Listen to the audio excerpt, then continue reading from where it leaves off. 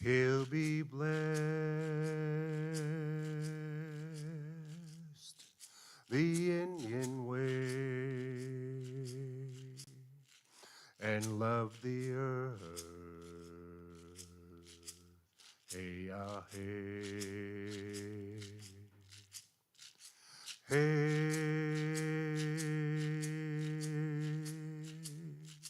ya, hey, ya, hey, ya,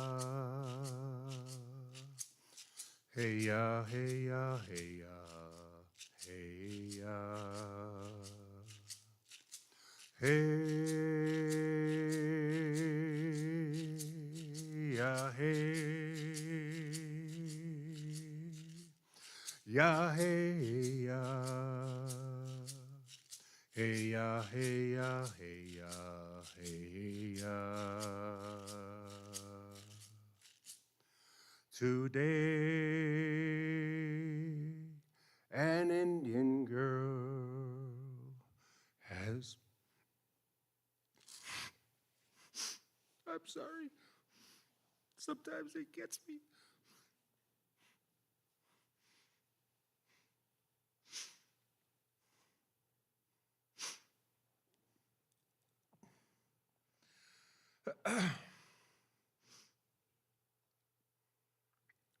Because that song's so deep, you know.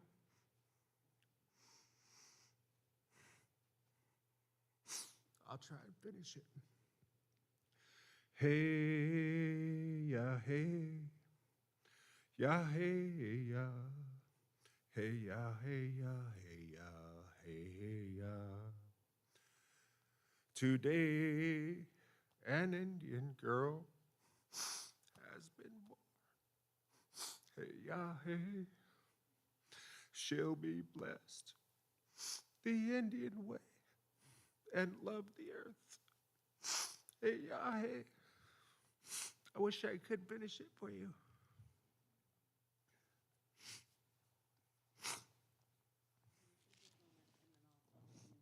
All right.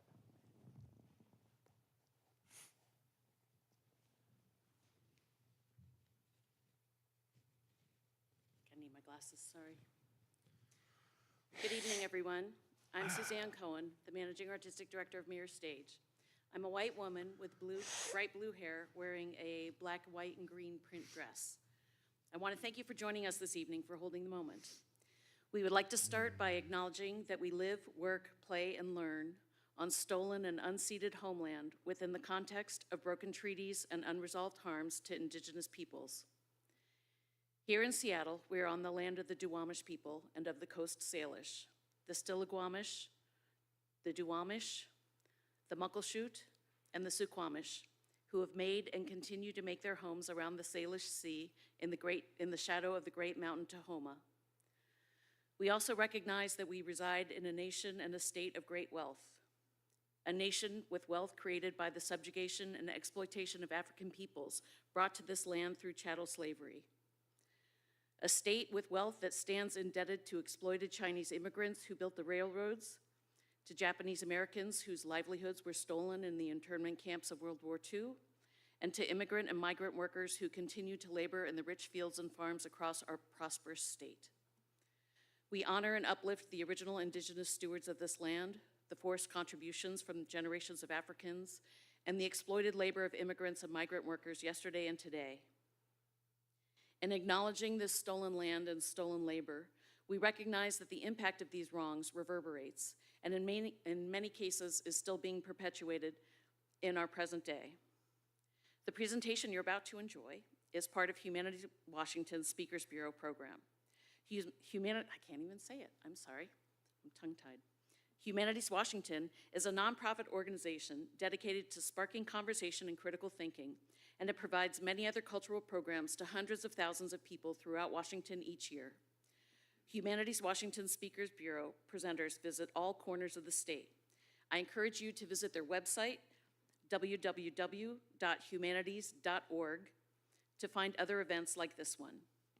Humanities Washington invites you to share your feedback following the presentation by scanning the QR code on the signs in the lobby and on the exit doors. For those who are streaming this performance via Mirror Stage's YouTube channel, closed caption subtitles are available by clicking on the white CC box on the lower right-hand corner of your screen. A red line will appear below the CC box, and captions will appear across the bottom of your screen. We also have ASL interpreters to help increase accessibility. We would like to thank For Culture, Allen Family Philanthropies, Arts Fund, ArtsWA, the City of Seattle Office of Arts and Culture, the EPS Fund, Humanities Washington, the National Endowment of the Arts, the National Endowment for the Humanities, the Posner Wallace Foundation, the Washington Secretary of State, and the Thomas S. Foley Institute for Public Policy and Public Service at Washington State University for their support in making this program possible. To keep this program accessible to as broad an audience as possible, regardless of economic circumstances, we do not charge any admission fees. If you'd like to help support this and other Mirror Stage programming, you can make a donation on the Mirror Stage website at mirrorstage.org/donate. Or you can scan the QR codes on the signs in the lobby and the back of the auditorium to make a donation from your mobile phone. A note on civil discourse. The Speakers Bureau program is designed to generate an open and honest conversation on many topics, some of which may be controversial. We encourage differing perspectives and viewpoints, but we also ask that you treat this topic, the speaker, and each other with respect. Tonight's Holding the Moment speaker is John Halliday. He's a legally blind Native American artist of Muckleshoot, Duwamish, Yakima, and Warm Springs Indian descent. Halliday recently retired from the Bureau of Indian Affairs as Deputy Regional Director for the Navajo region after serving as CEO for both the Muckleshoot and Snoqualmie tribes. He has shown his art at Lakewold Gardens, Ant Gallery, and the Sacred Circle Galleries of American Indian Art under the artist named Coyote. He lives in Steilacoom. And now, without further ado, here is John Halliday presenting What is a Chief? How Native Values Can Teach Resistance. Thank you for joining us.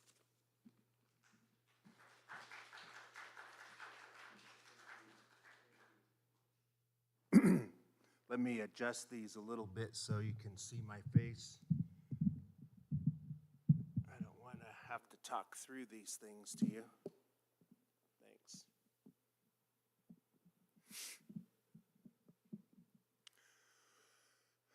Good evening. I want to start out sitting down, and I started sitting down during these talks. And the reason I am starting to sit down when I talk now, because we used to talk around the fire. And when we would gather around the fire, everyone would feel like they are family. And that's how I want you to feel here today. I don't want anyone to feel bad about the things that I'm going to talk about today, because none of the people who are here were there. And even if you were, it doesn't mean that necessarily you would have agreed with what was going on. And so you'll see what I'm talking about. I am an enrolled Muckleshoot Tribal member, but I am of Duwamish and Upper Puyallup ancestry. The word Muckleshoot means nose on a face. And the Muckleshoot Reservation is the name of a place where two rivers came down, the White River and the Green River, and almost, connected. And so if you looked at it from across the valley before there was development, it looked like the hill looked like a nose on a face. And so they call that Muckleshoot Hill. And so Muckleshoot is the name of a place, and the people on that reservation are the Duwamish people and the Upper Puyallup people. The same as Tulalip. Tulalip is also the name of a place. They have Snohomish and Skykomish. Yakima has Klickitat, Palouse, Wishram, Wyam, and Walla Walla. Warm Springs in Oregon is made up of Tenino, Wasco, and Paiute. I can go on, The Navajo are actually the Dene. The Nez Perce are actually the Ninipu. There's just example after example of where I can point out to you that what people went by in the 1800s now, present day, go by a different name, and a lot of it is because the reservation that they relocated to was not named after the people who relocated there. So Muckleshoot is just another example of that. The Duwamish and the Upper Puyallup people went to the Muckleshoot Reservation. The Snohomish and Skykomish went to Tulalip, et cetera, et cetera. The first thing that I'm going to do is tell you what our word Tushabed means. Our word Tushabed is warrior spirit. And for me, it means the 4 G's. The first one is get up, make yourself useful, contribute. The second one is go without if you have to. Food, warmth, comfort, shelter, to take care of others. Some people would call this being a gentleman or a lady. The third one is be willing to give up your life and or your freedom to protect those that you love and or the principles that you believe in. And the fourth one is if you get knocked down, get back up so that you can do all of those things above. I'm going to first introduce you to the area geographically, and then I'm going to talk about some things that happened in the 1800s. And I'm going to start out in the 1800s because by sharing our stories, we get connection. We understand each other. We become human to each other. So this area, Seattle, was known as Zizalawich, which means little crossing over place. And they called it that because the mouth of the Duwamish had a lot of silt, and at low tide, you could cross over from one side to the other. Then you go over the hill, right over there to Lake Union, and that was called the Hole in the Canoe Villages. And they called it the Hole in the Canoe Villages because if you think of the Lake Washington as the canoe and the waterway that comes from Husky Stadium to Lake Union as the hole, you get the Hole in the Canoe Villages. And this is where my great-great-great-grandmother is from, the sister of Cheshiahud, the chief of the Lake Union band of the Duwamish. Now I want you to go from there down to the south end of Lake Washington. This was the village of the Black River. This was Tequila. This was the capital of the Duwamish people. Now that we're there, I want to talk about what the name Duwamish means. The name Duwamish means people of the inside. Some people claim that that only means the people on the saltwater, but that doesn't make sense because that would include the Puyallup and the Nisqually. The true meaning of the word people of the inside, Duwamish, is inside the Duwamish watershed, and that includes the White River, the Green River, and the Cedar River. The whole watershed is Duwamish territory, from Seattle up through to the crest of the mountains. That's what it says in the treaty. So the next village up from there, oh, and you have to remember that the White River flowed into the Duwamish system. At the turn of the century, it turned and it flows into the Puyallup today. But back before the turn of the century, it flowed into the Duwamish system and it was part of the Duwamish system. So the next village up from there, from the Black River village at the south end of Lake Washington on the White River, was Flea House. This was the village where Chief Seattle's mother was born. Anyone who tries to claim that the Duwamish were only people on the saltwater don't know that Chief Seattle's mother was born on the White River. The person from whom he gets his Duwamish blood was born on the White River. People of the inside. The next village up from there is Ilocos. And Ilocos had 17 longhouses, and it was right at the base of Muckleshoot Hill. Then you go up the Green River, the next village up is Seuss Creek, and the next village up from that is Burns Creek. Then you keep going up the White, and you branch off on the Stuck Creek, which goes over to the Puyallup. You have the Stuck Creek villages. Then you go all the way to the top of the White, that's right in between Buckley and Enumclaw, and this is the Boise Creek Village. And this is where my great-great-great-great-grandfather, Coquilton, was the chief of the Boise Creek Village, all the way at the top of the Duwamish watershed in between Buckley and Enumclaw. Coquilton had 3 sons.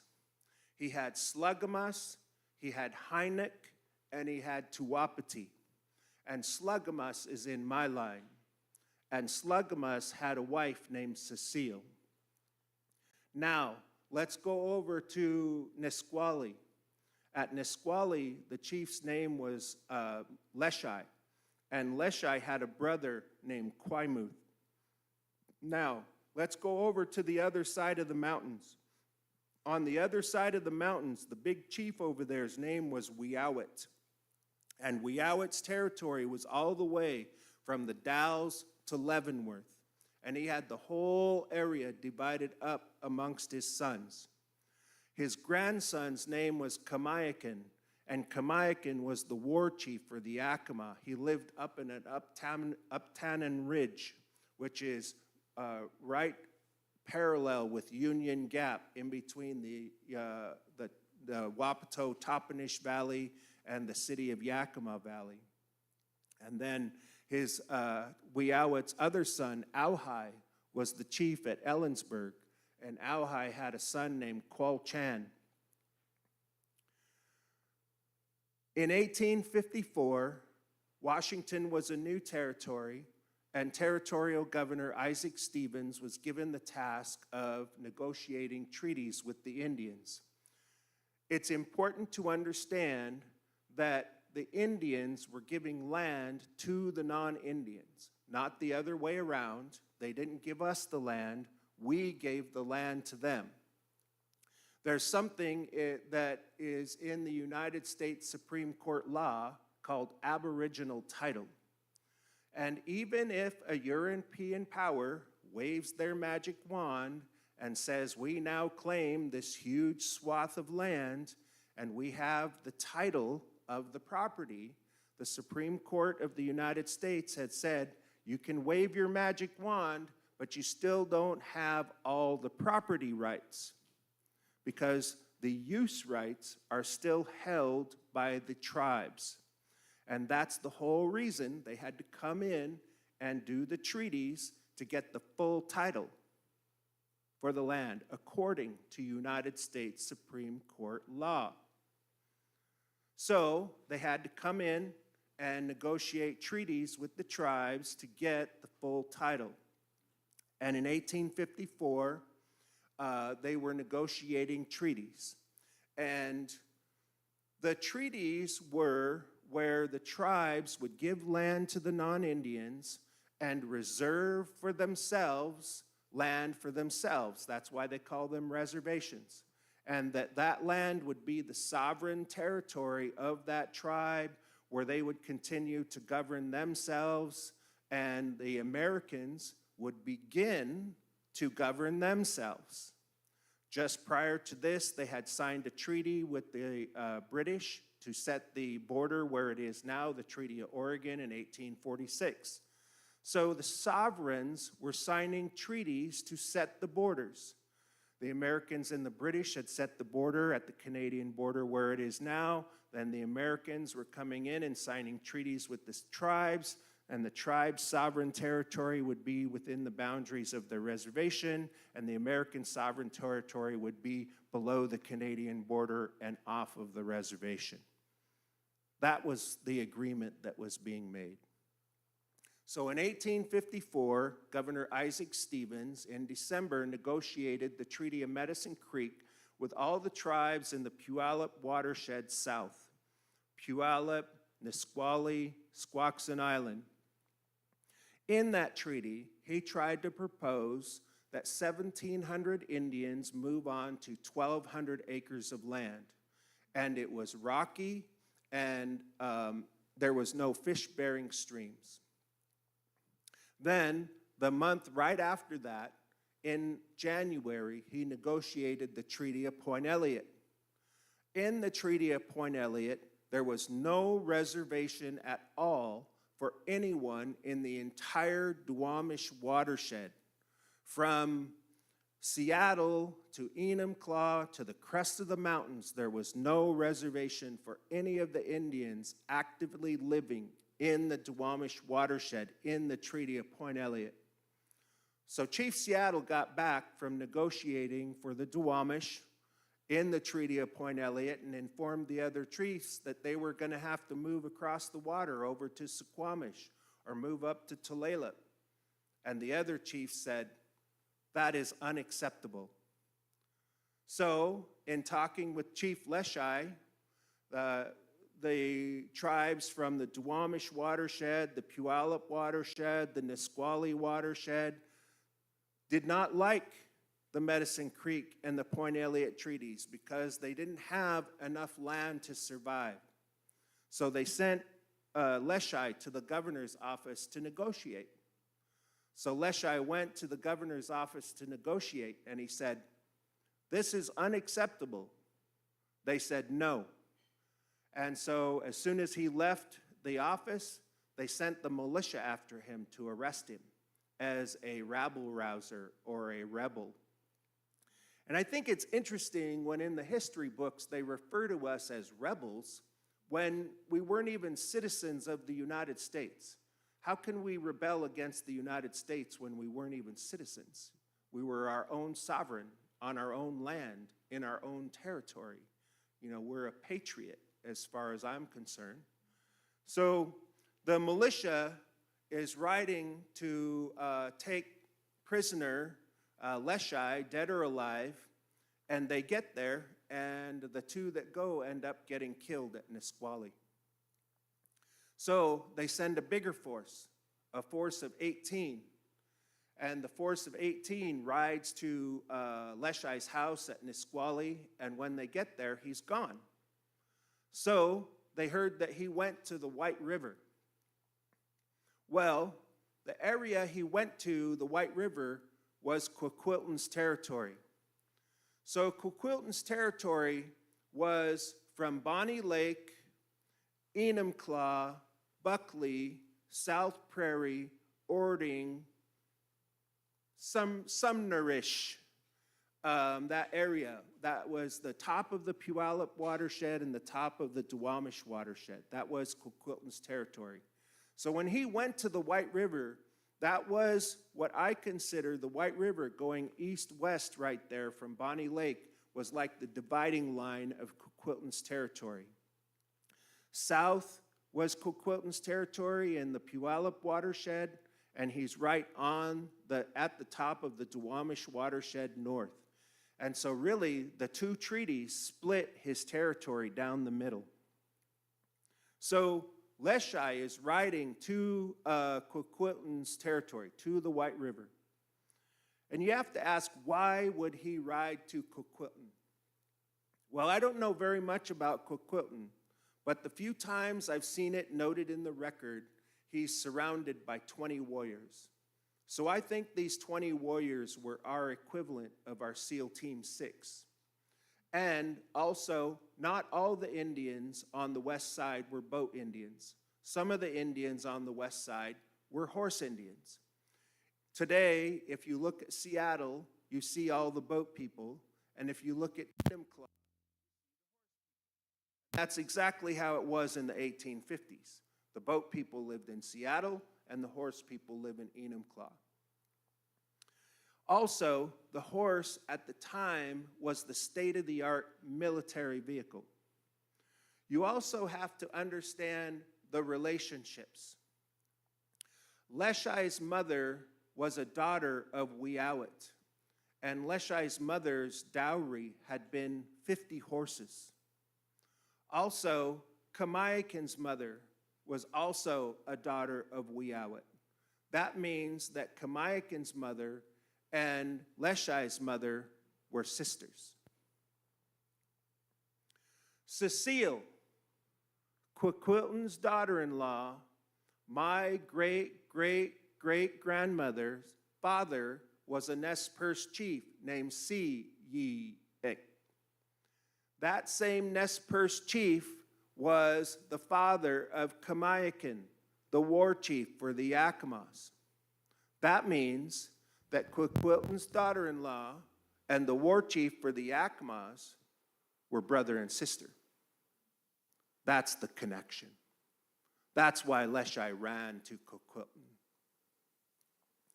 So also, at the White River Crossing, you have to understand what this was. So the White River Crossing was on the Natchez Trail.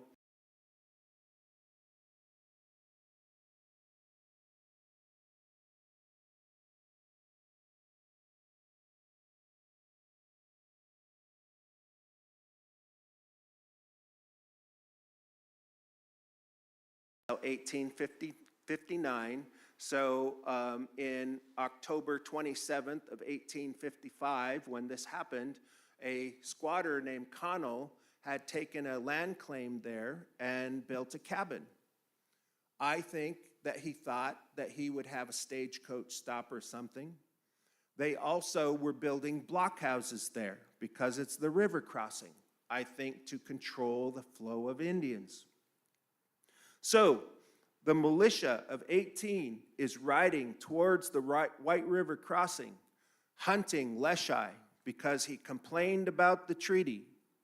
And Duwamish, or Quaquilton's son, or my great-great-great-grandfather's brother, Duwamish, took the first shot of the war, killing McAllister, a squatter from Nisqually. Then we pinned him down in the cabin. Then the next day, we burned down 3 cabins in Auburn. The Brannon family, the Jones family, and the King family, and we killed the families too. And we also killed Connell and burned down Connell's cabin.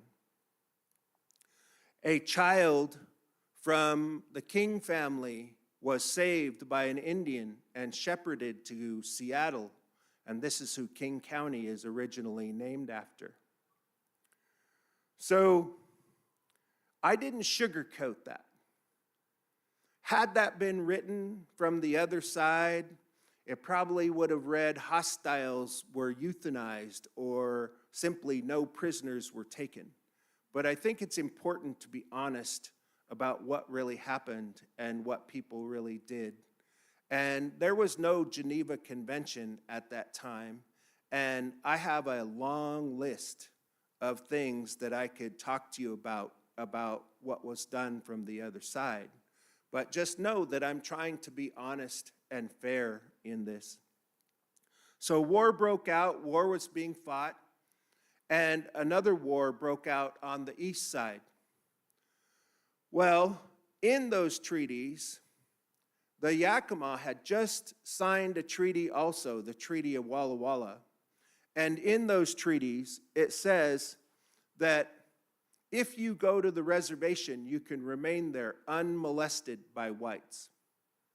Well, in the fall of 1855, gold was discovered in Colville, and white miners crossed the Yakima territory and raped a Yakima girl.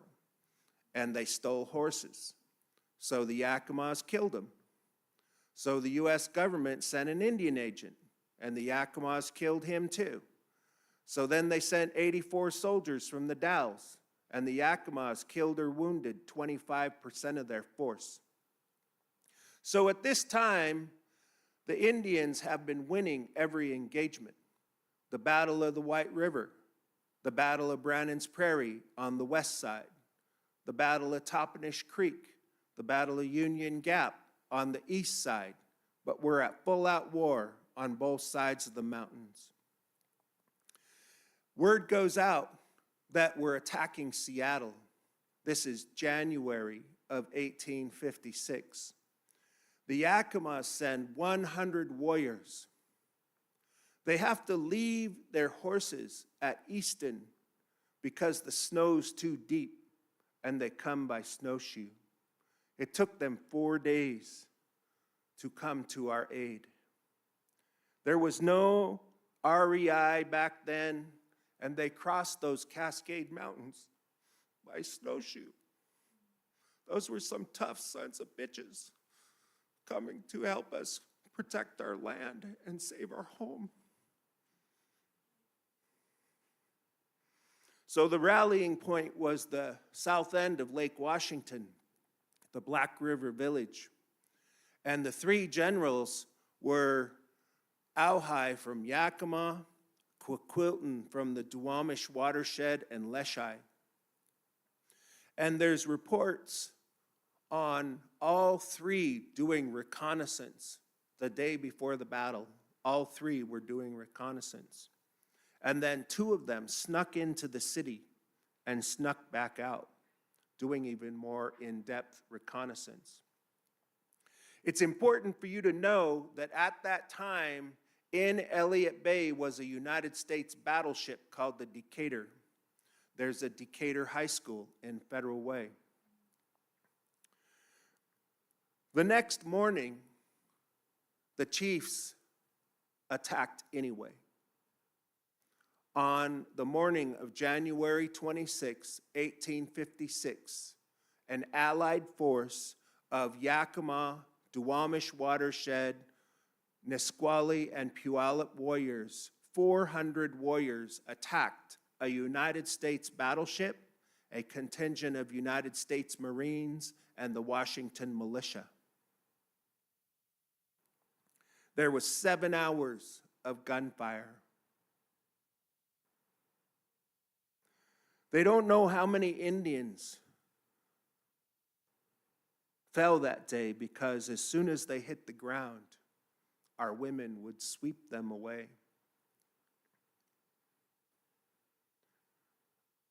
I'm not entirely sure that the chiefs actually meant to kill anyone.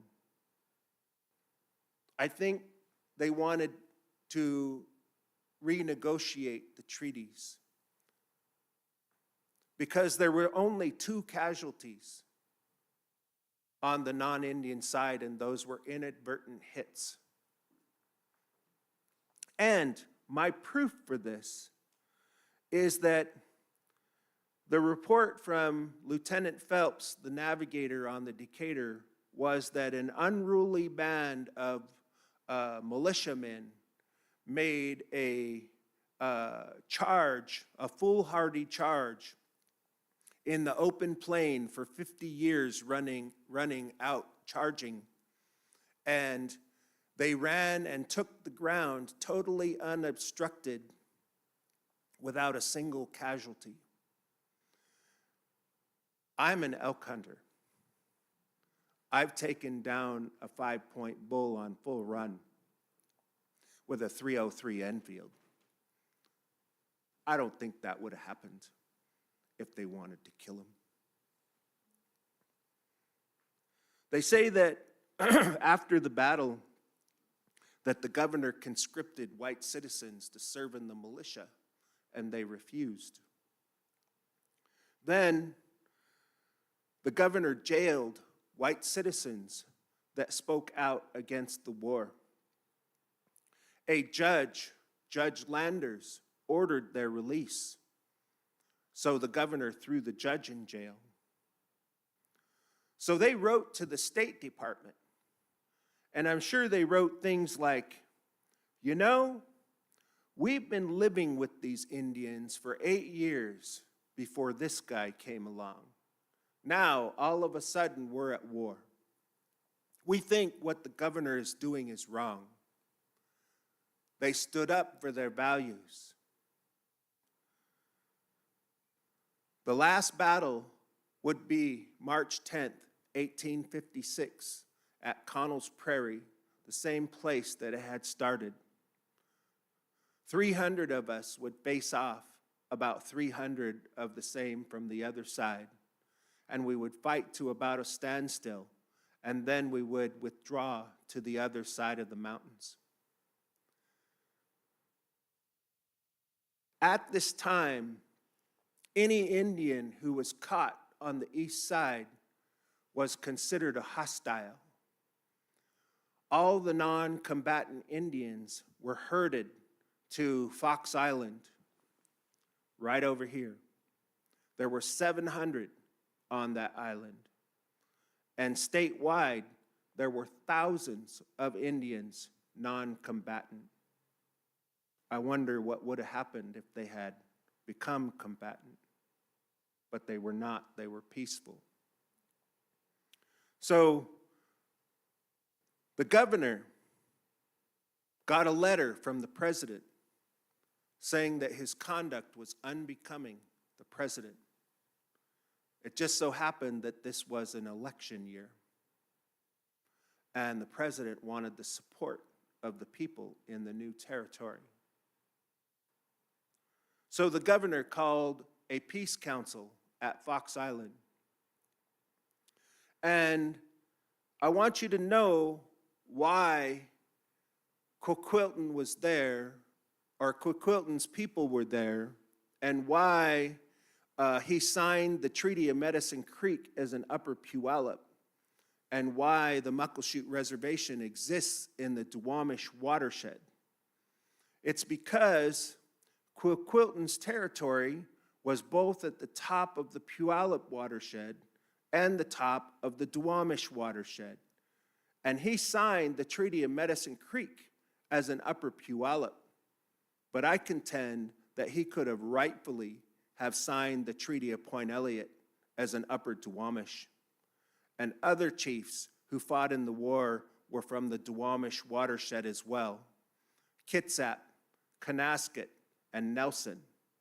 These are all Duwamish watershed chiefs. Some people try and claim that the Duwamish did not fight in the war. But if you look at W.B. Gosnell's report, the Indian agent from 1857 report on the Puget Sound Indian War, Duwamish is listed as number 1. If you look at the notes from Lieutenant Phelps, the navigator for the Decatur, he lists the lakes. When you hear people talk about the lakes, the White River, the Green River, the Cedar River, these are neighborhoods. So also the statement that the Duwamish did not get a reservation is also not true. Because at that peace council, the governor created the Muckleshoot Reservation in the Duwamish watershed, in ancestral Duwamish territory, 5,000 acres to settle the war, and 20,000 acres for the Indians from the Medicine Creek Treaty, Puyallup, Nisqually, Squaxin Island. So the Indians won. It's one of the few examples in history that we can point to where the Indians fought back and won. And I think that that's a story that should be told. I think the story of those white citizens that stood up for their values is a story that should be told. Because this was the first civil rights protest in Washington state history. These conscientious objectors were willing to give up their freedom for their beliefs. Their story deserves to be told. That judge's story deserves to be told. There should be a park or a statue after that judge. Well, after the war, the governor felt bested because the Indians had won, gotten their land. So he began hunting our leadership. Kanasket was shot. Auhai from Yakima was hung. He was hung. His son, Kual Chan, was hung. Quaimuth, Leshai's brother, was shot in the governor's office. Then they captured Leshai, and in the first trial of Leshai, they found him not guilty by jury because it was wartime. Then the governor ordered that he be retried and that they not be allowed to use that defense. The story doesn't stop right there. This is an incredible story. There's additional information. Colonel Wright of Fort Steilacoom wrote 2 essays in the news in support of Leshai, saying that this second trial was wrong. The Supreme Court Justice for the Territory of Washington put together an armed militia of 50 men and rode down to Olympia to free those people who spoke out against the war. And the sheriff, after they convicted Leshai, refused to carry out the sentence and subjected himself to arrest. I've been a tribal executive and an Indian my whole life. I have never heard another story like this one in the 1850s. And it's our story. And I think it's a story we should tell about people who did right. People who were humane. People who stood by their Christian beliefs, knowing right from wrong, and that thou shalt not kill.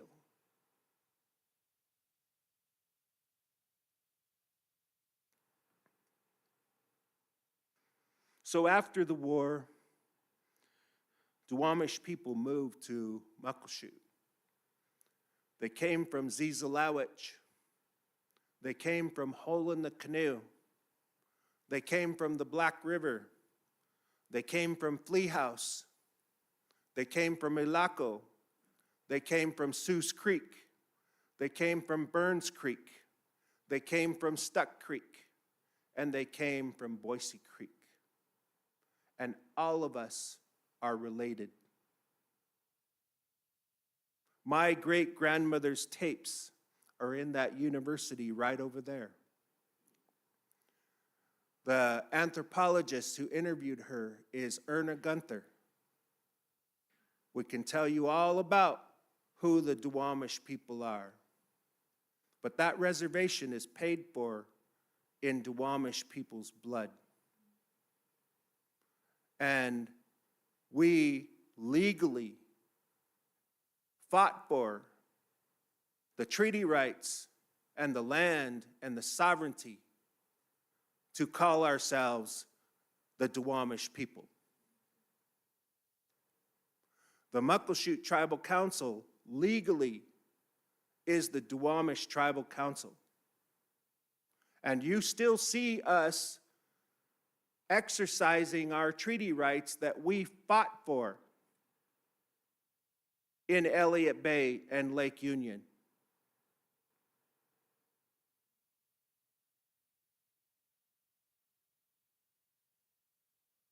My grandmother was born on the Muckleshoot Indian Reservation in 1916, not a citizen of the United States, because we were a separate sovereign.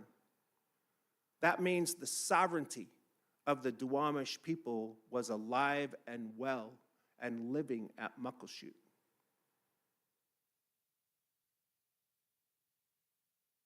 Let's go to my website.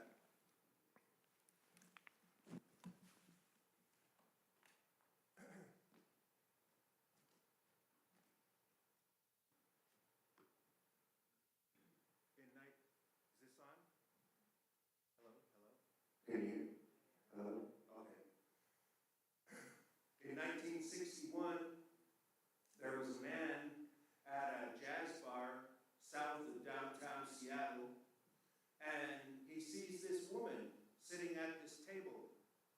he goes over there to talk to her, and he's enjoying the conversation, and he looks to his right, and he sees these two policemen, and he thinks to himself, what the heck are these guys doing here?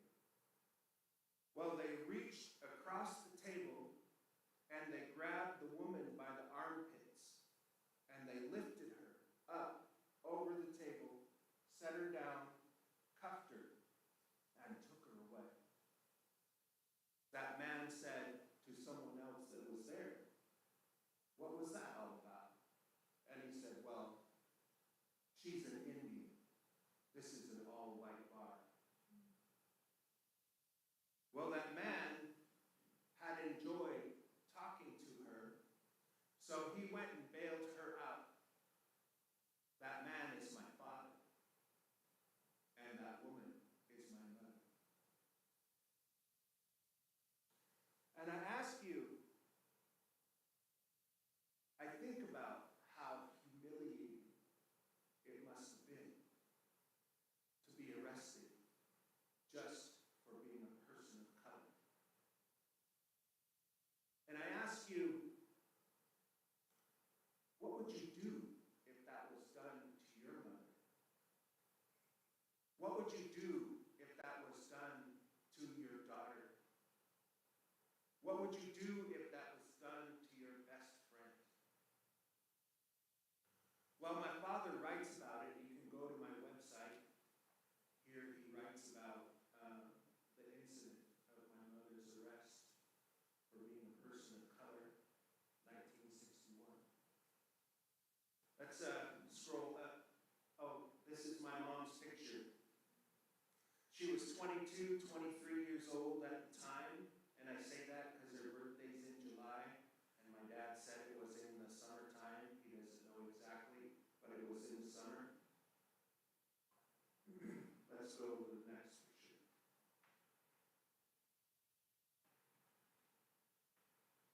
In 1969,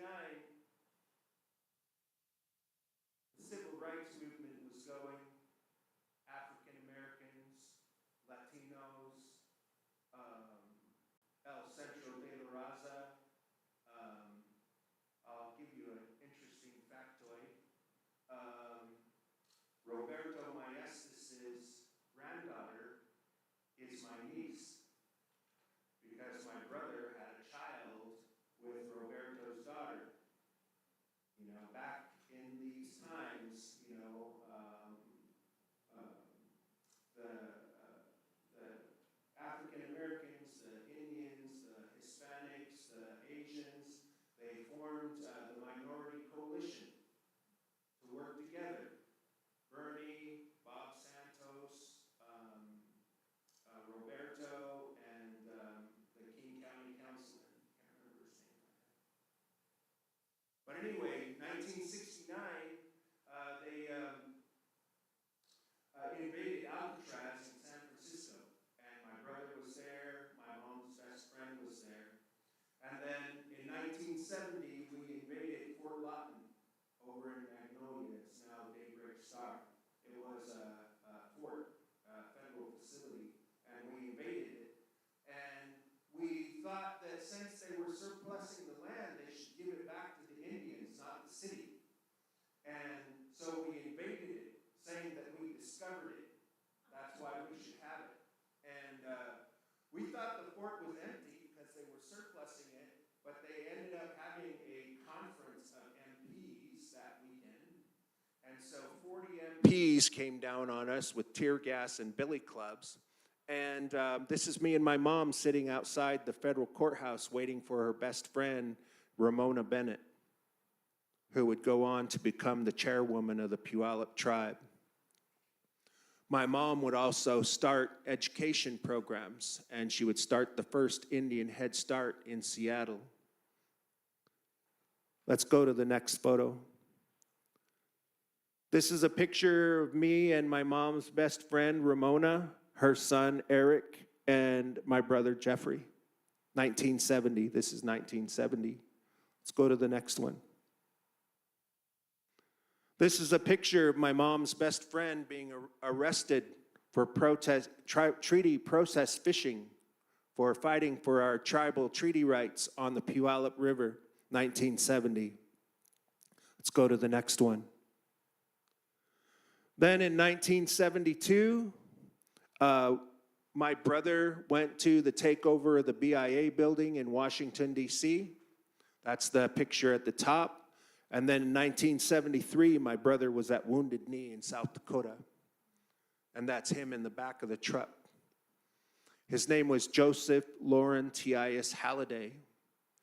He was at Wounded Knee in 1973, passed away in 1977 fishing.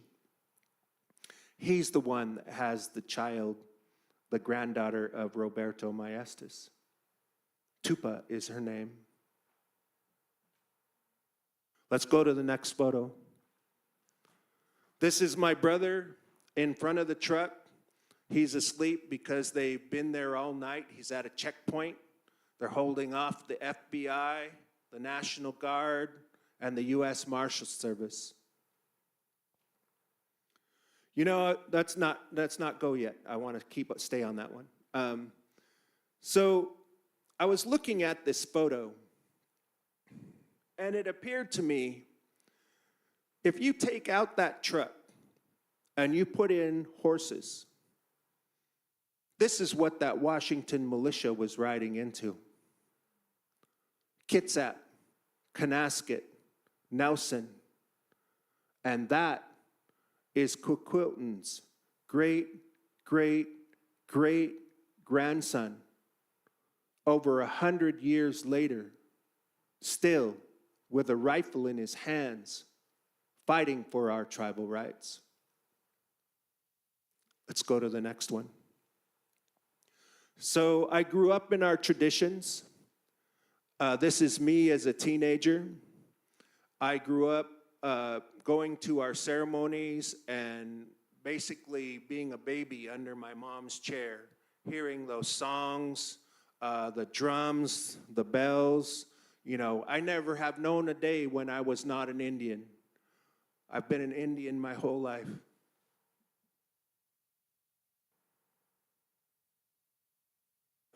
I became a tribal police officer. Oh, I forgot to tell you, I'm bicultural. I'm Plateau and Coast.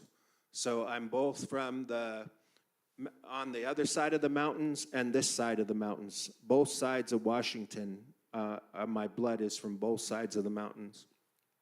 I became a tribal police officer, and my ex-wife moved my kids to Montana, and I said to myself, after doing kid exchange thing in Spokane for quite a while, I said, I gotta get to Montana.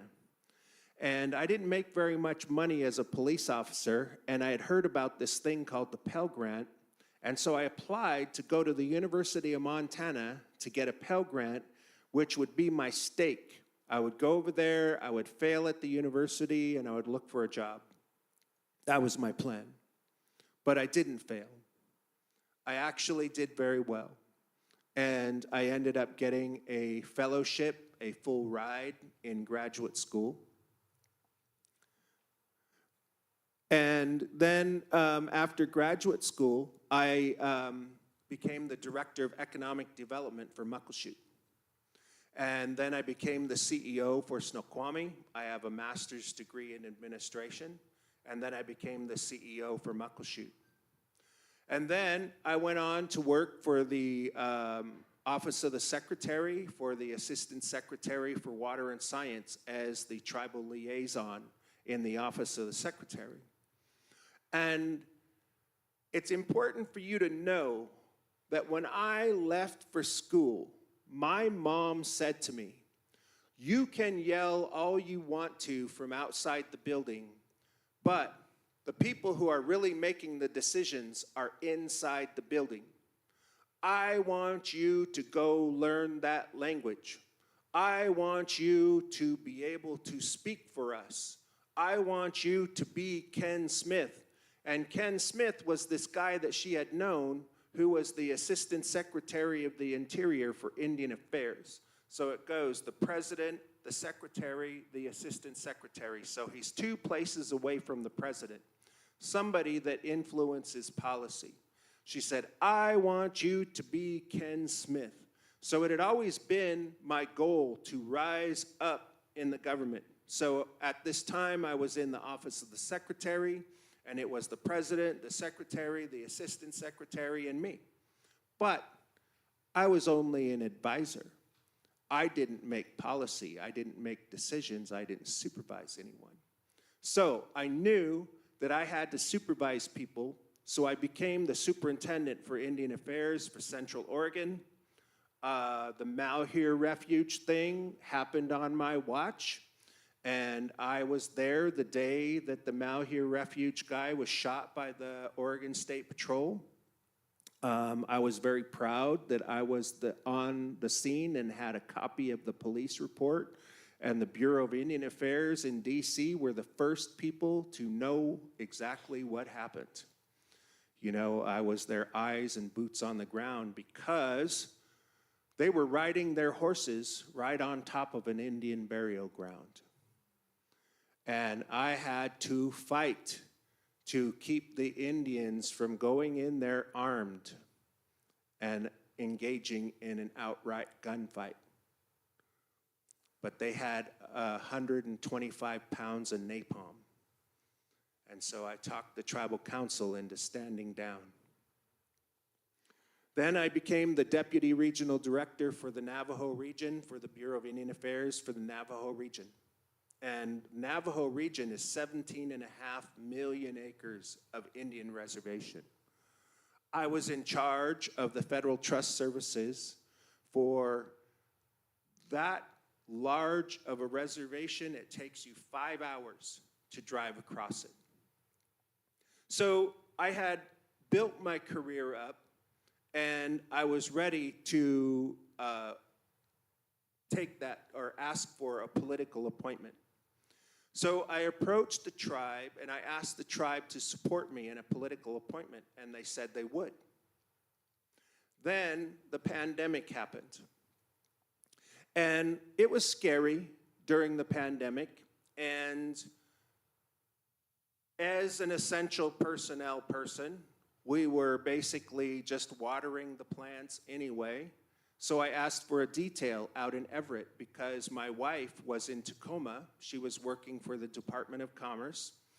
And so I got my detail in Everett, and I went to the clinic and I asked for a sleep machine because, you know, your immunity's down, and I had been diagnosed with diabetes 2 years earlier.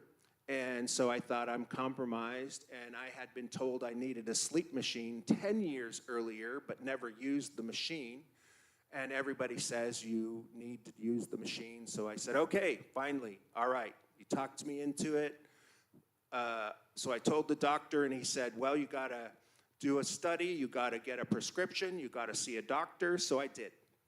The doctor said I should have a tonsillectomy and a septoplasty, a nose straightening and my tonsils out, because then I may not even need a machine. And I said, okay. So in the septoplasty, I had an allergic reaction to morphine, and I told them, don't give me that. You know, I had an allergic reaction. So in the second surgery, they gave me an opiate twice as strong as morphine, oxycodone, and it killed me. So the second day after the second surgery, my wife came home, found me dead. She pulled me off of the bed, and she began CPR. I know I was dead for at least 12 minutes because that's how long it took for the paramedics to get there. And then the paramedics got a pulse, and then I died again in the ambulance, and then I died again in the ICU. And the doctor wrote in the medical report that she had done everything that she had learned in all 3 tours of Iraq to keep me alive. I was in a coma for 6 days, and when I woke up, I was dreaming. And I dreamt that I was in the hospital, And I told my wife, go get the Canoe family. I want them to break me out of here. There will be so many of them, they won't know who to arrest. And she said, no, no, no, you have to stay here. The doctors are going to heal you. And then I said, I can hear them singing. I thought the hospital was next to the water. I can hear them singing. The Canoe family is our cultural arm of the tribe, where we sing songs and we dance and we do, good family things together. And so anyway, I told her, go get the Canoe family. And she said, no, no, no, the doctors are going to heal you. And then I said I could hear them singing. And she said, no, no, no, the doctors are going to heal you. And then I saw my body in the bottom of the longhouse. And these white snakes were taking bites out of my body. And I remembered this overwhelming grief at the irreversibility of it, that I would never see my wife or children again. And then I remember thinking to myself, you don't have to be afraid. You have a tamanwas, you have a spirit helper. You have both the coyote and the white wolf. So I called on the white wolf, and I transformed into a wolf. And I remember looking through the eyes of a wolf and not being afraid anymore. I'm a wolf. And I put my paw on one of those snakes, and I killed it. And I put my paw on another snake, and I killed it. And just then the Canoe family was coming in the longhouse singing, Sahale, Sahale, Tai. And they brought their paddles down like this, Tai. And they were waving their arms like this, come back, come back. And I remember thinking to myself that they're saying that because my mother always told me that there were all kind of different chiefs, that there were war chiefs, there were peace chiefs, that both men and women, that there were hunting chiefs, there were fishing chiefs, chiefs in charge of the children, in charge of the elders, in charge of gathering, in charge of the canoes, in charge of the horses, in charge of watching the camp. And what did all this have to do with was caring for others. That being a chief was about caring for others. And not only was it about caring for other human beings, but it's about caring for all life. That being a chief cares about all life. And that the Creator gave us language because we were meant to be the stewards of this land. And why is this important? That this is important because our children are watching you. You have a responsibility to carry this tradition on. You have a responsibility for them to see you caring for others. And then I transformed back into my human self, and the Canoe family said, honoring our ancestors, I claim my name. From the mountains to the sea, we are family. This is our way. Come and sing with me. And they handed me a paddle, and I marched out of the longhouse, and I came back to the land of the living. And I believe that I was brought back to give you this message, that we can all be chiefs in our own way by caring about each other, that all of us have this in us, that we have survived for thousands and thousands and thousands of years. All of this is new. But we survived because we cared about each other, or we would not be here today. Our particular strain, the ones who didn't care, didn't make it. We all have this in us. And we all were family. We watched out for each other, that this is the real us. This is what mankind really is. This is not our natural environment. Our natural environment is to live together and take care of each other as a family. That's how we have survived for thousands and thousands of years. So I believe I was brought to give you that message. And I discovered that I was going to be legally blind. I'm at 2,350. Because of the lack of oxygen, I have a traumatic brain injury. I have a hole in my brain, and so I can only see your blurry outline.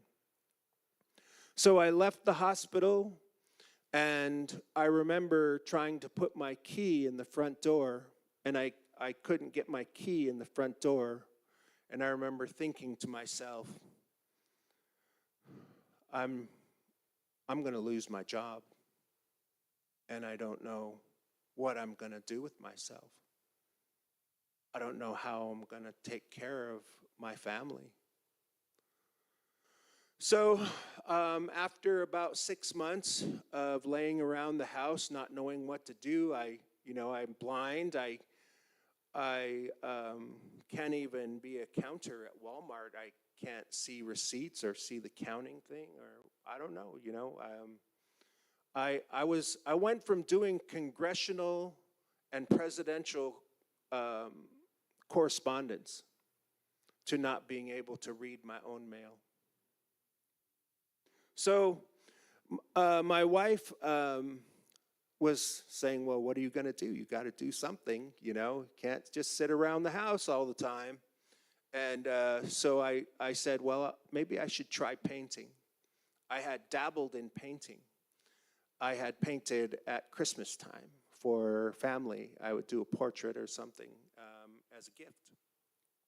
And so anyway, she got me some paints and a canvas. Let's go to the next one. And 2 weeks later, I came up with this. And I called it Bear Hope, but I also call it Medicine Bear. And what I discovered is that for a lot of painting, you don't have to be exact. You can be messy. Like trees, mountains, sky, clouds, a field, a beach. Those things, you can all be messy. You know why Bob Ross paints landscapes? Because you can be messy. But there are some things in nature that are exact. And so when I did the eyes, I used a wooden dowel. And I dipped it in the paint, and I turned it. And then I took a smaller wooden dowel, and I dipped it in the paint, and I turned it. And something clicked. Let's go to the next one. So I had shows. I showed at Lakewald Galleries, and I showed at A&T Gallery at Seattle Center, and I had a show at Sacred Circle Gallery of American Indian Art in Ballard. And I got recruited to teach art at the Washington School for the Blind, a block from here. So I've taught art a block from here. And the techniques that I created, they were able to do it. And so for a lot of it, I try and think of anything I can do to make a cool painting, even though I'm blind, whatever I can do, I'll use whatever, to try and create something beautiful. And so I started putting sand in the paint and using it in a large object like the sun or the mountains or the beach. And I found that by feel, it gives you a point of reference to paint everything else. If you can feel where the beach is, you know where the ocean should go, you know where the sun should go, you know where the sky is and the clouds. And yeah, I put push pins up on the top right and left so I know right and left and bottom and top. And, you can zip your fly, tie your shoes, button your jacket. You know, you can do a lot, even though you can't see exactly. And so my students were able to do it. And, you know, I think it was really neat that they saw that they can do art. So this is their paintings at the A&T Gallery at Seattle Center. Let's go to the next one. So this is how my art has evolved. And I started using other forms. And I call this form brush transfer, where I use a form as the brush to transfer onto the canvas. And this is a technique that I created. And sometimes I use it solely because the paint gets trapped between the canvas and the form. And when you pull it up, the oxygen is taken out of the air, and so it creates an interesting matrix as it goes. It's really cool. Anyway, so like the sun in this one is bumpy. The tree is a tree of life. That's a metal cutout that I got from Hobby Lobby. And I just dipped it in brown paint and stuck it on the canvas, and then I painted in the, you know, like the knots and the different things. And then I cut a piece of leather in the shape of a leaf, and I stuck it in the paint, and I stuck it all around to make the leaves. And then the wind blowing off to the right was actually an accident. Some paint splattered on there, and I tried to wipe it off, and it made this kind of windy looking thing. And then the woman is actually a mermaid from Hobby Lobby. And the drum is a medallion. I went around to the powwow and talked to other artists, told them what I was going to do with it, because I need help. As a blind person, I could not paint that. But they said it was okay if I use it. I want to try and create something beautiful. So I did. I used a medallion. These were stamps. And the canoe has an earring and a Christmas ornament that creates those designs. And the Christmas ornament is also on the chest of the woman. And when I take the form, what I found is that if I have a metal cutout form, even though I'm blind, because I can feel where the hair is and where the nose is and the arm is, that I can pretty much paint what needs to go there, and then I take it and I turn it over and I press it on the canvas and I pull it off, and there's your image. So this is a blind person's, technique that I created to be able to do art. Let's go to the next one. So, if you get knocked down, get back up, right? And when one door closes, another door opens. And you've got to be able to believe that you can do things you didn't think you could do. I never thought I would be an artist, but, 2 years after I was laying in that hospital bed, I was having shows. So in the December of 2023, I sang the national anthem at a cracking game on live television in front of 17,500 people. And if anybody had ever told me when I was laying in that hospital bed that I would do art or I would sing the national anthem at a cracking game, I wouldn't have believed them. But you know what? You never know what's around the corner. Let's go to the next one. So I applied to be an artist to work with Thomas Dambo, the guy who built all the trolls around here. And I helped design the troll that went in West Seattle. The flute that the troll has was designed by me. It has killer whales carved into it. And he wanted to incorporate tribal stuff into the stories. He has a book for the trolls, into the stories for his trolls. And I said that this troll in particular is supposed to be calling in the whales. And so I said, well, have the whales swimming out of the music of the flute.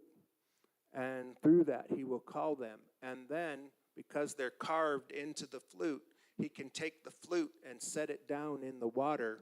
And then from the carvings, they can become live and become whales. Because we have an old story of Northwest Coast Indian that we carved whales and put them in the shallows, and they became whales. So I thought, yeah, it's pretty close to, our stories.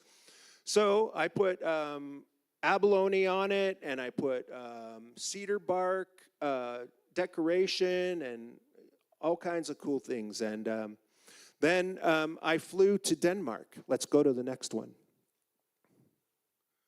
So I flew to Thomas Dambo's house, and the next morning, he has this big compound. He has 20 employees. He has these warehouses. He has these wood shops where they're working on these big heads. And there's, safety guys and art guys and carvers and woodworkers. There's a lot of people. Well, he has a staff meeting, 8 a.m., and introduces me and, why he called me, and we're going to be taking trolls to Seattle. And anyway, I offered to paint him a painting as a goodwill, artist to artist. And I had been doing paintings. I thought I'd do a mountain or a beach or something. And he said, well, I would like a mural. And I thought, oh, well, I've never done a mural, but it'd just be a bigger canvas, right? Okay, so yeah, I could do a beach, I can do the ocean, I can do the mountains, and I want it on the side of my house.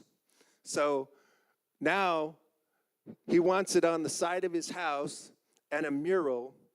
And then I had given him this cutout of a killer whale. It was a wall hanging of a Northwest Coast killer whale made out of metal. And I had given it to him because it fit in my carry-on as a gift.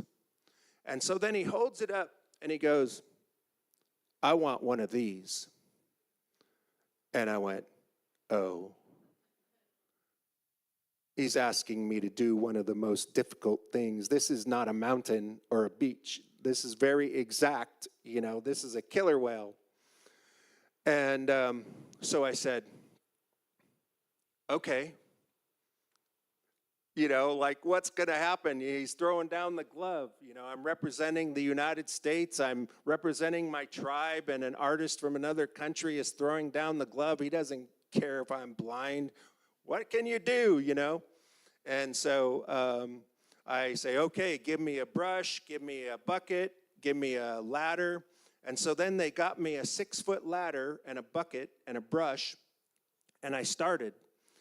And I thought, how I'm going to get the killer whale on the wall? And I thought, well, I can see a little bit better about 3 inches from my face, so I'll walk backwards with it right here, and I'll tell the assistant to wave the brush around, and every time I see it on the outside of the whale, I'll tell him to mark it. And so he did. And that's how I was able to get the outline of the whale. But because it was a 6-foot ladder, I did not get the fin, just the bottom part of the whale as the outline. So I could feel the shapes, because it's a metal cutout. I could feel the shapes, and so I started to paint the head. And then when I got to about the neck, I thought to myself, why am I painting this guy's killer whale? I'm going to paint my killer whale. And so I started painting my killer whale. And I got to the fin area, it was dark, and I quit. And we went to dinner with Thomas and his wife. My wife and I went to dinner with Thomas and his wife in their house, in that house. And he told me that he got his start as a graffiti artist, and that they would go out at night and they would do graffiti, and that he probably should have been arrested a whole bunch of times, but people came out and saw his designs, and that's how he spent his youth. And so I was laying there in bed, and I was thinking that their safety guy had hovered around me all day on that 6-foot ladder. You know, I'm a blind guy, I'm painting, and their safety guy is like, you know, this, you know. And I'm a retired government administrator. And I thought to myself, how am I going to do this fin? They're never going to let me on a 20-foot ladder by myself. So I thought, I better get up at daybreak and go out there by myself and do it when nobody's watching.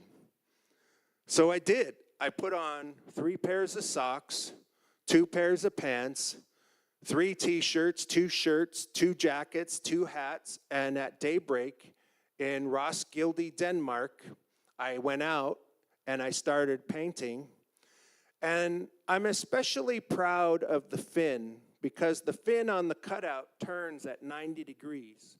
So the full design of the fin that I did that goes up is a standing fin is all my design. And I like it. I think it turned out pretty good.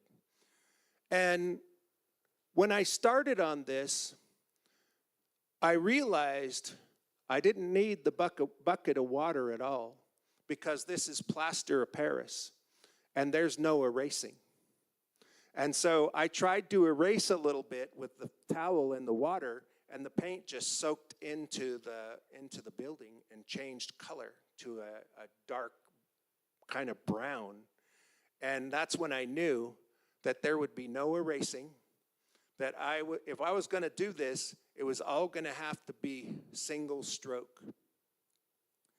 I had seen a painter when I was a kid. I don't know if you're familiar with sumie, the Japanese art of sumie, but I became fascinated with it when I was a kid. I used to love to watch it because they can do entire paintings with single stroke.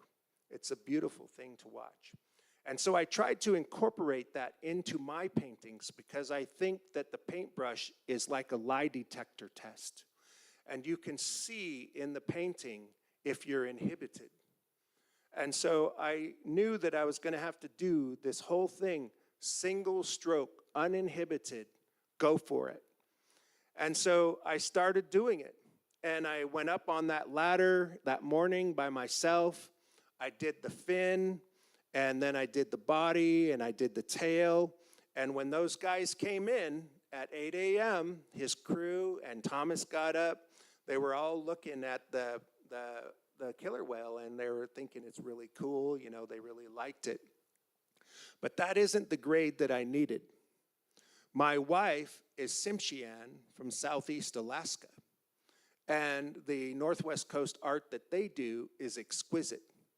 And when I first said I would do it, the day before, she came over and she came up to me. You know, I've got the bucket and the paint and everything, and I've said I'm going to do this. And she comes up and she goes, "Do you know what you're doing?" "No." "Don't watch. Go away." So she went shopping with Thomas's wife. So we had dinner and everything, and the next morning I had been out painting, and the guys thought it was really cool, but the true grade was coming, you know. And so she came out, and she's standing there, and she's looking at it, and I could tell by the shape of her hips, not bad.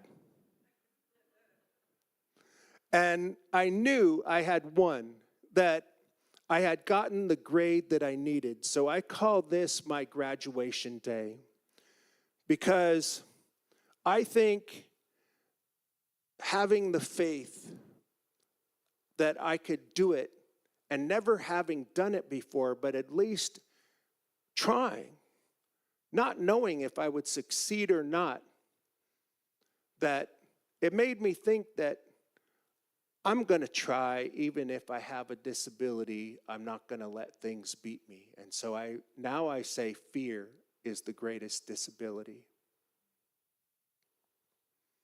And, you know, you never know what the Creator has set out there for you, you know, and you have to be able to seize the opportunities if they come and not be afraid. Don't give up before you even tried. And so with that, I say thank you for coming tonight. I've really appreciated you guys all coming to see me tonight. And I'm ready to answer any questions that you guys have.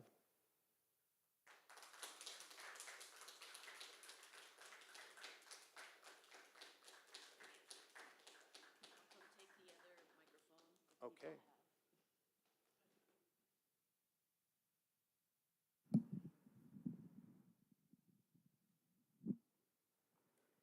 Does anybody have any questions that they would like to ask John?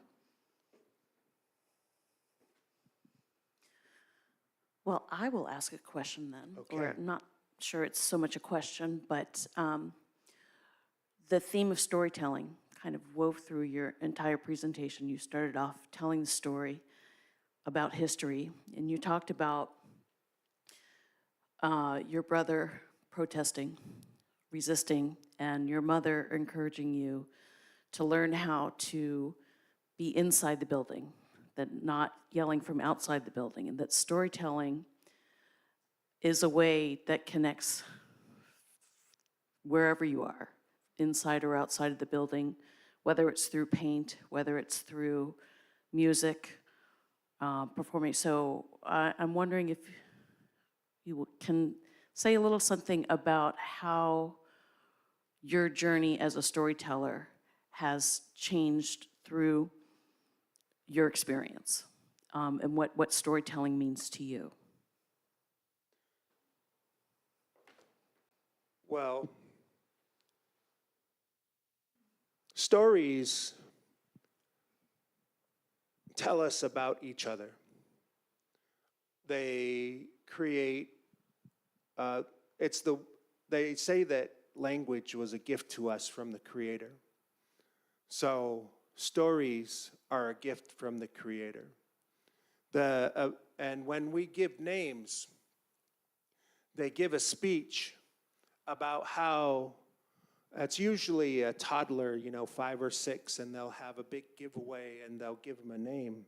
And they talk about how language is given to us by the Creator. But they also talk about how once we give this person this name, that a magic that was given to us by the Creator starts to where it invokes a memory in us every time we speak that of that person. And so it's that magic of language is something that is precious and something that was given to us by the Creator that we have to reverence.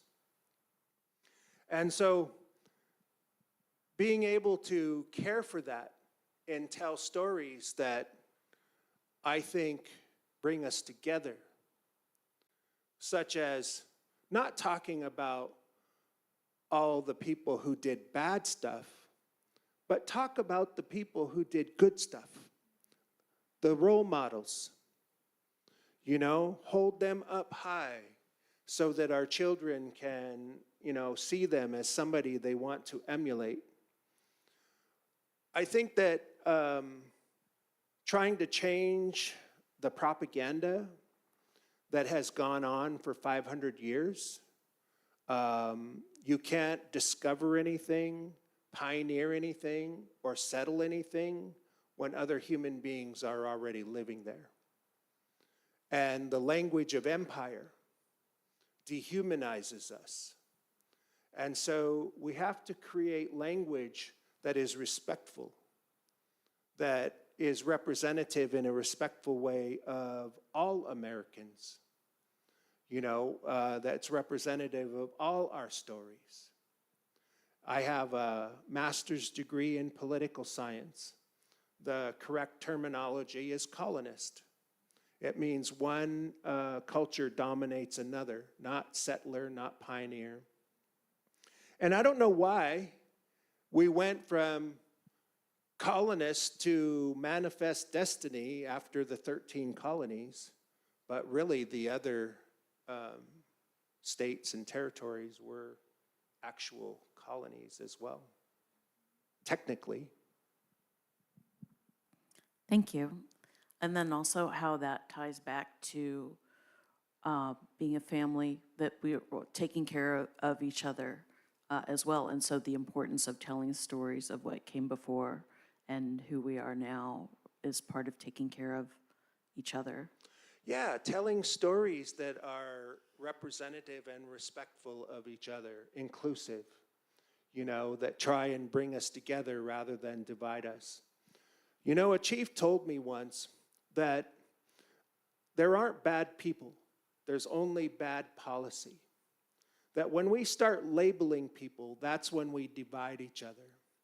That we need to focus on the issue, not the people. You know, we don't like all those people, or we don't like all those people. Those kind of mindless statements mean nothing. Talk about the issue, the actual issue that you are trying to talk about, not the people. The rest of it is divisive, meant to be divisive. Does anybody else have, yes? To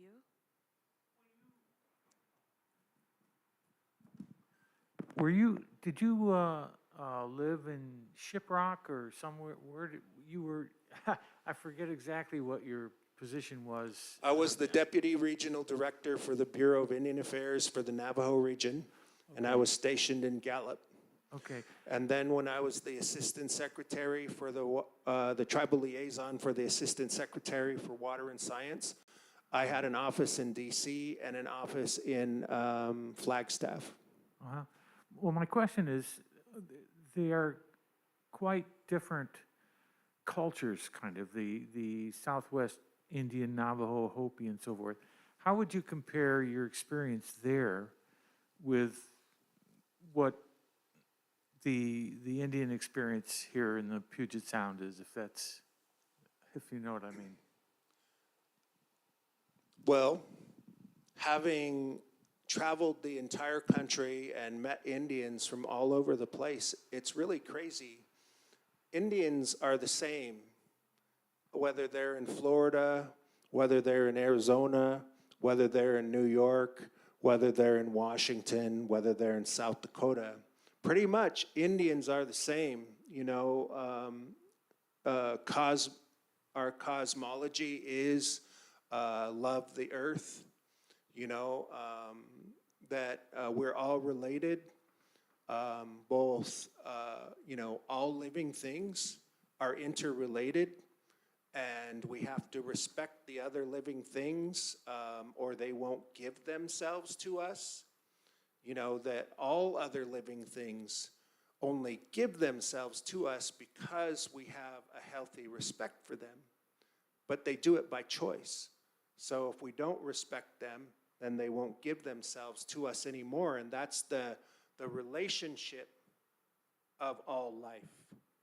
And if you keep that, then you know you understand that you have to fix what you break, put back what you take. That the world is linear, not hierarchical. That, you know, all life has a soul. All life has a spirit, not just man and the angels. You know, so that's universal. South America, North America, they believe that all life has a soul. All life has a spirit. That earth, you know, is alive. And when they came and told us, you know, your culture is no good, we said, the earth is alive. And they said, you're backward, you need to go to boarding school. And I say all this time later, who was right?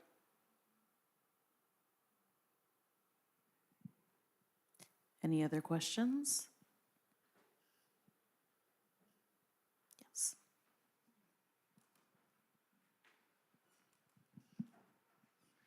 Hi, good evening. My name is Derek Evans Morales, and I was born and raised in in Panama City, Panama.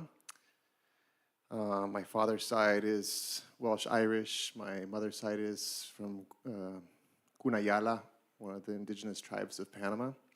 So I really appreciate your presentation today and just for sharing your stories with us. And for me, very much needed to hear what you had to say today. So that's why I'm here.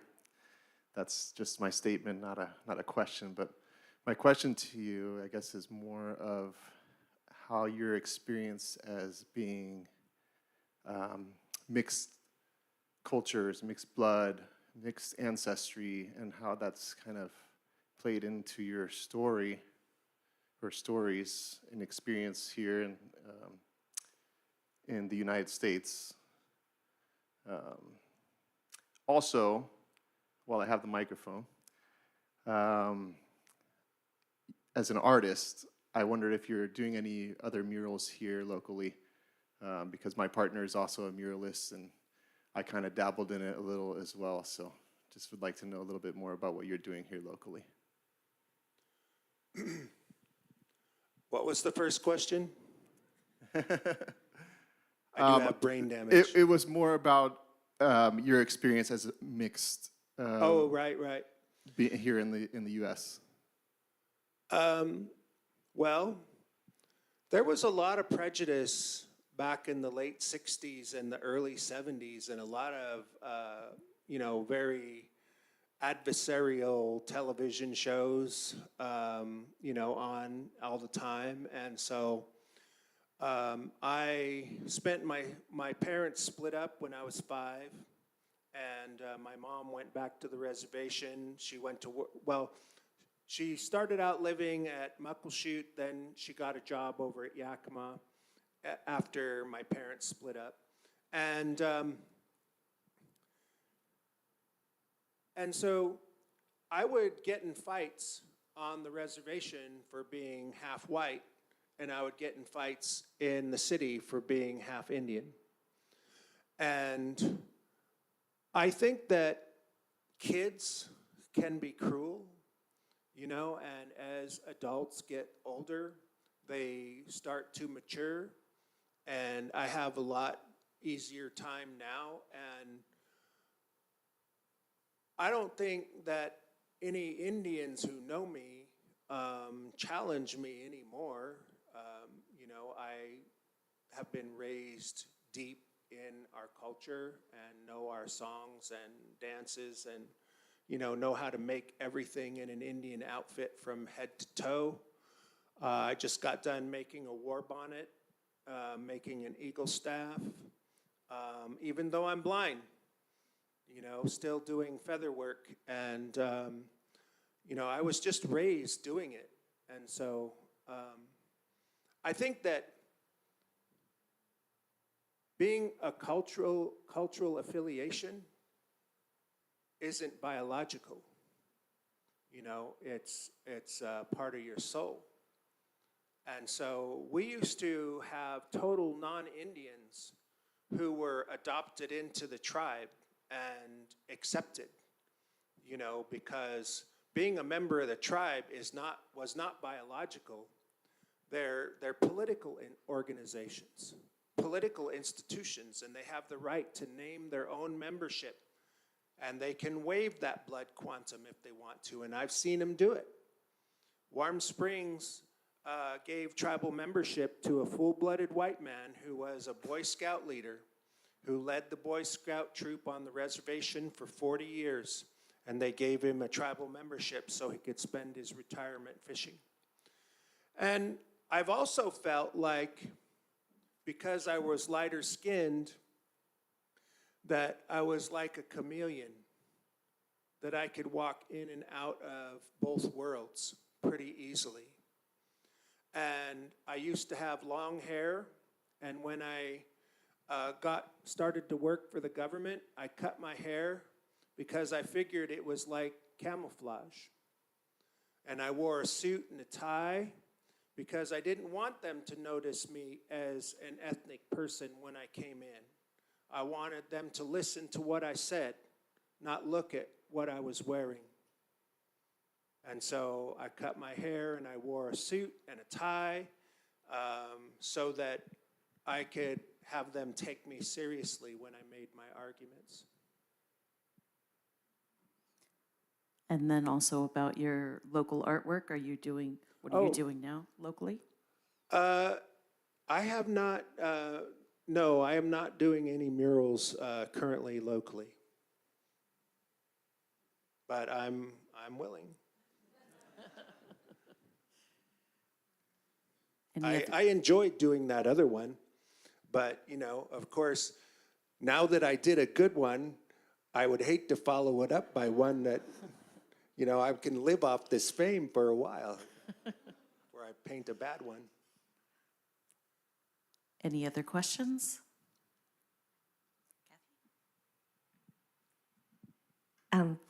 First, a very quick question. Did you happen to go to Sacagawea Elementary School for a few years growing up Oh my God. in Seattle? Yes. I've been wanting to share this with you my whole life, so I'm going to tell you a very brief story about you and the impact that you've made on my life, even though we were only like 8 years old at the time. My name is Kathy Shea, and we were in the same class at Sacagawea Elementary. And there's this United States physical standard tests that they did in the 3rd or 4th grade. And they run you through like sit-ups and squats and push-ups and pull-ups and all those different things. I was born in the United States, but my parents were immigrants. So they didn't teach me those kinds of exercises. We did Tai Chi and dance and other forms of exercises. So one day at school in PE class, they made all of us do these things that I'd never done before, and I could not do them, but I tried my best. And then they happened to have this ceremony where they gave out certificates to everyone who had passed, and they were specifically awarding our class at the time because in the history of the school, there had never been so many students in a single class that had passed that test. So they called each of our class members up to stage to hand them a certificate. And at the end of that ceremony, all the other students of the class were applauding everyone on stage. But then they noticed I was the only one from our class who did not get a certificate. And so they started laughing and pointing at me and making fun of me. And I felt awful because I was the only Asian American person in our class. And so I was not only embarrassed and shamed for myself, but for my family and my entire race. And you stood up there and you said that people should stop laughing. Why should people be judging someone for what they might not be able to do, but instead we should be honoring people for what they can do? And you said that Kathy is one of the smartest people we know. She's excellent at math. She is such a kind person. That's what we should be honoring her for, as opposed to the fact that she might not be up here with us. And you probably don't even remember this. It was so long ago, but that made such a difference for me. You were the first person who ever stood up for me that I always carried that with the rest of my life. So I've spent my entire career standing up for other people, working with youth who are the furthest from justice, who didn't believe that they had any talent. I've always grown up with the philosophy of every single person is born with a gift. They just need the opportunities and be connected with finding out what their talent is so that they can be respected. I've always grown up with an abundance mindset. I've always grown up with how to be more human-centered. And all of that goes back to that moment. So I just wanted to share that with you because that really gave me my life. And all the awards or whatever that I've earned in my life for helping others really stem from having someone at 8 years old have the courage to stand up for me. That gave me the courage to continue to stand up for others. So thank you.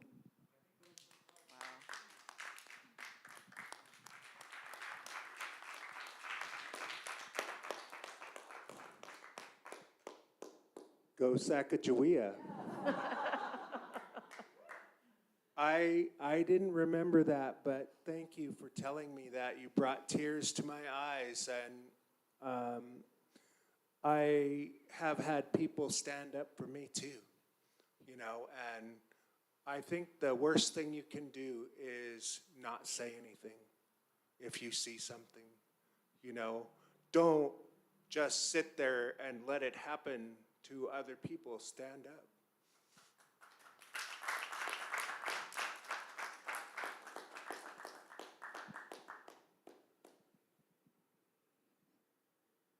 Any other questions or stories that people would like to share? And it's a hard one I to think follow. that the Creator must have brought us together.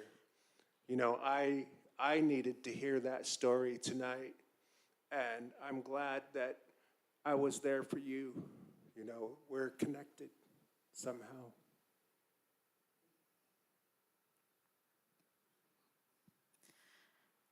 Well, I want to thank John Halliday again for his presentation.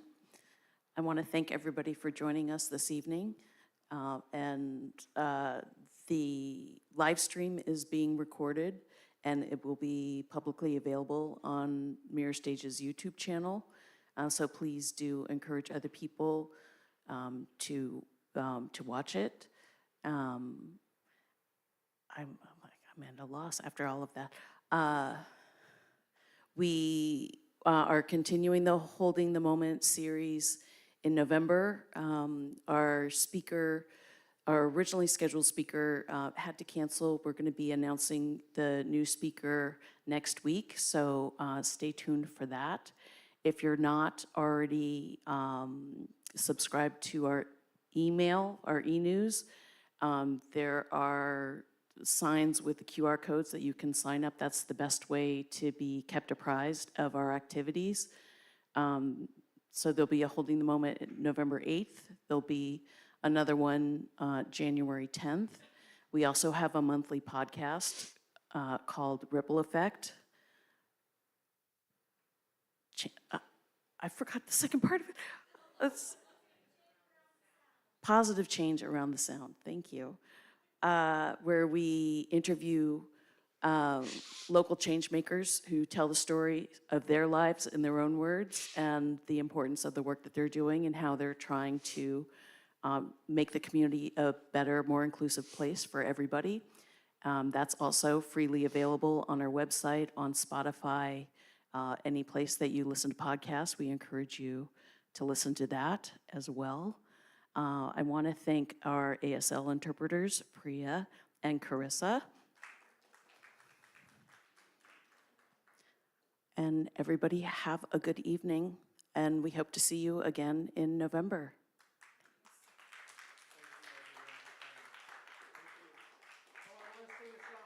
Oh. Okay. Before we end, I want to sing a song. Let me bring the microphone back to the chair here for you. If you want to sit down.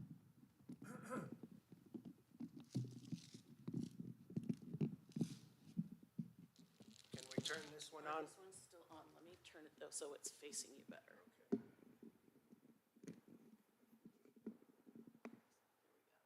Hello, hello. All right. My brother brought a song back from Wounded Knee. This is the American Indian Movement song. This is the warrior song. This song goes out to all our men and women who fight to protect our freedom, to those who fight to protect our children, to those who fight to protect our elders, and those who fight to protect our Mother Earth. If you stand against oppression, I don't care if you're black, you're white, you're Chinese, you're Indian, whatever race you are, if you stand against oppression, then this warrior song is for you. And I want you to stand with me today when I sing this song. Please stand for the warrior song.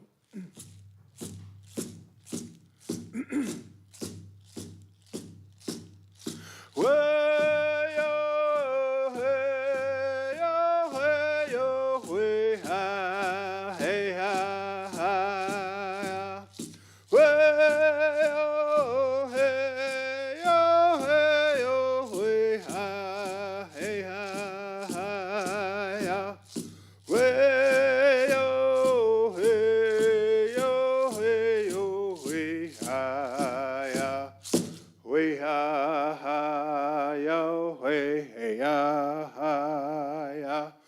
Hui ha ha yo, hui ya ha ya. Hui ya ha ya, hui ya ha. Oh. Way yo, hey yo, hey yo, hui ha, hui ya ha ya. Way yo, hey yo, hey yo, hui ha, hui ya ha ya. Way yo, hey yo, hey yo, hui ha ya. Hui ha yo, hui ya ha ya. Hui ha yo, hui ya ha. Hui ya ha ya, hui ya ha. Oh.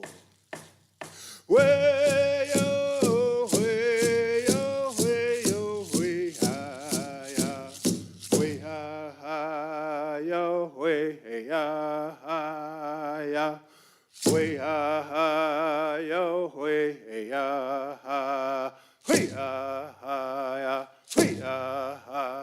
Oh, thank you.